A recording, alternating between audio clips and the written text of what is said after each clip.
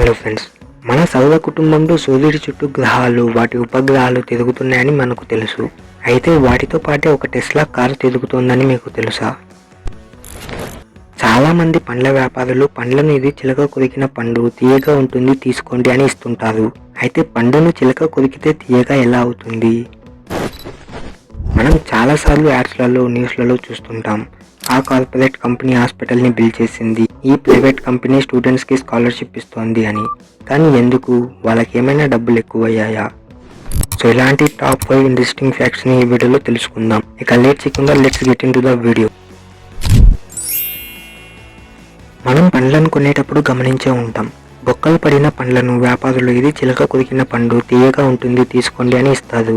అయితే అది నిజమా? చిలక పండును తింటే పండు రుచి పెరుగుతుందా?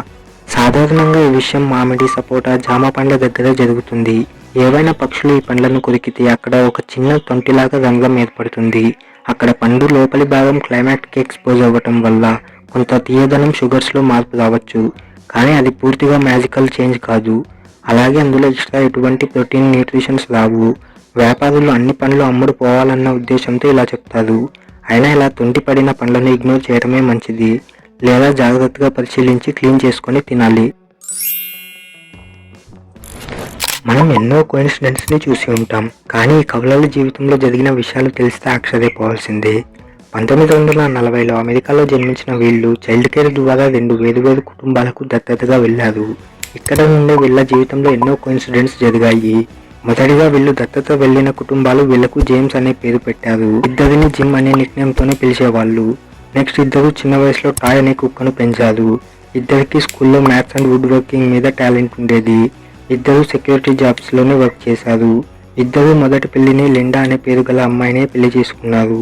నెక్స్ట్ రెండవ పెళ్లి కూడా బెట్టి అనే పేరు గల అమ్మాయిని పెళ్లి చేసుకున్నారు. ఇద్దరికి ఒక్కొక్క కొడుకు పుట్టాడు. వాళ్ళిద్దరికీ సేమ్ జేమ్స్ అలాన్ అనే పేరే పెట్టారు. ఇలా చెప్పుకుంటూ పోతే ఇద్దరి లైఫ్లో యూజ్ చేసిన కార్, స్టడీస్, హెల్త్, తాగే సిగరెట్స్, లైఫ్ స్టైల్ ఇలా ఎన్నో విషయాలు సేమ్గా జరిగాయి. వీళ్లకు 39 సంవత్సరాలు వచ్చాక, అంటే 1979లో కలిసినప్పుడు వీళ్ళ ఈ కోయిన్సిడెంట్స్ని గమనించి షాక్ అయ్యారు. తర్వాత మిన్నెసోటా యూనివర్సిటీ వాళ్ళు వీరి మీద ఒక పెద్ద ట్విన్ స్టడీ చేశారు. మరి వీళ్ళ లైఫ్ గురించి మీరు ఏమనుకుంటున్నారు? కామెంట్ చేయండి. మనం మ్యాథ్స్లలో, న్యూస్లలో చాలాసార్లు చూసుంటాం లేదా వినుంటాం.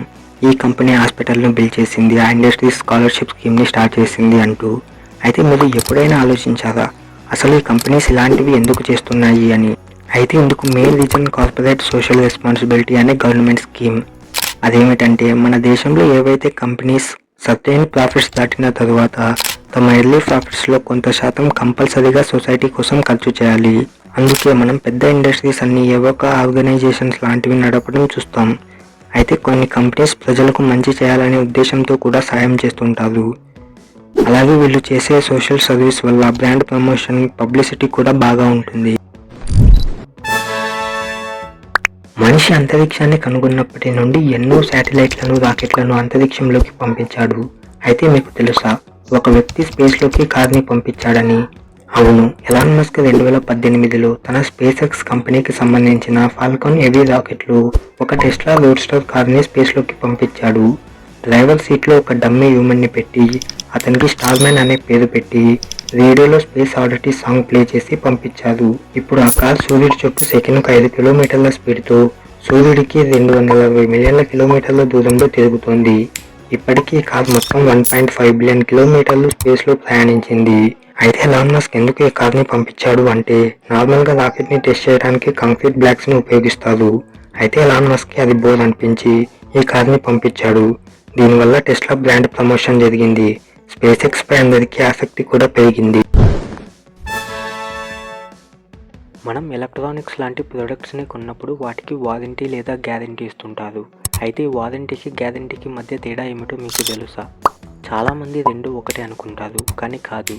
గ్యారంటీ అంటే మనం కొన్న ప్రోడక్ట్ పాడైపోతే ఫ్రీ రిపేర్ లేదా రీప్లేస్మెంట్ చేయడమే కాకుండా రీఫండ్ కూడా ఇస్తారు. కానీ వారంటీ మాత్రం ప్రోడక్ట్ పాడైపోతే ఫ్రీ రిపేర్ ఆర్ రీప్లేస్మెంట్ మాత్రమే చేస్తారు, ఎటువంటి రీఫండ్ ఇవ్వరు. ఇక ఇది ఫ్రెండ్స్ ఈ వీడియోలోని టాప్ 5 ఇంట్రెస్టింగ్ ఫ్యాక్ట్స్. ఈ వీడియోని ఇంతవరకు చూసారు అంటే నచ్చే ఉంటుంది. సో ఈ వీడియోకి ఒక లైక్ చేసి మీ ఫ్రెండ్స్ అండ్ ఫ్యామిలీ మెంబర్స్కి షేర్ చేయండి. అలాగే ఛానల్ని సబ్స్క్రైబ్ చేసుకోవడం మర్చిపోకండి. ఫాస్ట్గా 1Kని దాటిద్దాం. ఇక ఇన్స్టాగ్రామ్, ట్విట్టర్, వాట్సాప్లలో మన తెలుగు రేడియో 408 పేజ్ని ఫాలో అవ్వండి. Thank you.